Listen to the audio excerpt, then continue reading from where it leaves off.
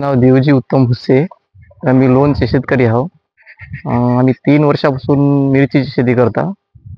यावर्षी 4,500 रोपाची लागवड केलेली आहे. 5x1.5 अंतरावर करारी आणि ज्वेलरी या 2 जातीची लागवड केलेली आहे. सर्व खर्च मिरचीचा एक 50,000 ते 55,000 रुपये येते. पूर्ण लागवडीपासून ते पूर्ण काढणीपर्यंत खर्च वजा जाता पूर्ण 2-2.5 लाख रुपये उत्पन्न होण्याचे हे आहे, शक्यता आहे. आमच्याकडे पूर्ण 5 एकर शेती आहे. आम्ही सर्वजण घरीच शेती करता. तोडण्याचा काय खर्च वगैरे?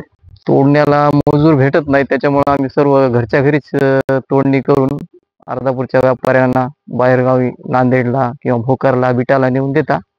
दररोजच्या दररोज माल तोडून हे करता, व्यापाऱ्याला नेऊन देता. आता काय भाव चालू? आता सध्या 40 रुपये किलो न दर देत आहे अर्धापूरला. आता हळदीमध्ये मिरच्याची उत्पन्न जर संपल्यानंतर इथून समोर भाव वाढण्याची शक्यता आहे आणि जर भाव वाढला तर अजूनही जास्त उत्पन्न वाढू शकते आमचं.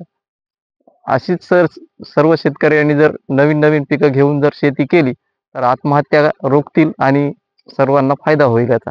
नवीन नवीन पिकाचा हे केल्यानंतर त्याचा रोग पिकाचा काय प्रादुर्भाव? या मिरचीला पोकड्या रोगाचा जास्त प्रादुर्भाव आहे. 5 ते 6 दिवसाला फवारण्या कराव्या लागतात. जास्त गोंडाळा येते मिरचीवर आणि शक्यतो मल्चिंग करूनच मिरची लावलेली चांगली सर्वांनी.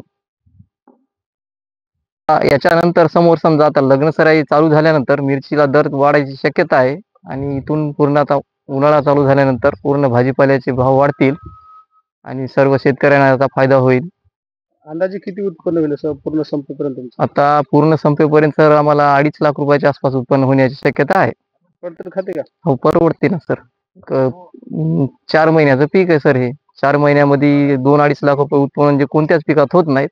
मिरचीमध्ये सहज शक्य आहे. लागवडीसाठी खर्च किती आला? लागवडीसाठी सर खर्च 50-55 हजार रुपये खर्च येते एका एकरचा पूर्ण शेवटपर्यंत. घरचे जर तोडणारी माणसं असतील तर कमी खर्च येते आणि तोडायला जर मजूर लागले तर खर्च वाढते जास्त. उत्पन्न भाव वाढल्याच्या नंतर त्याच्यापेक्षा जास्त होईल का? आता भाव जर वाढला, याच्या अगोदर मी 150 रुपये किलो 160 रुपये किलो पर्यंत मिरची विकलेली आहे, तेव्हा माझे पैसे जास्त झाले होते. आता समजा कमी पैसे भावामुळे कमी व्हायले तर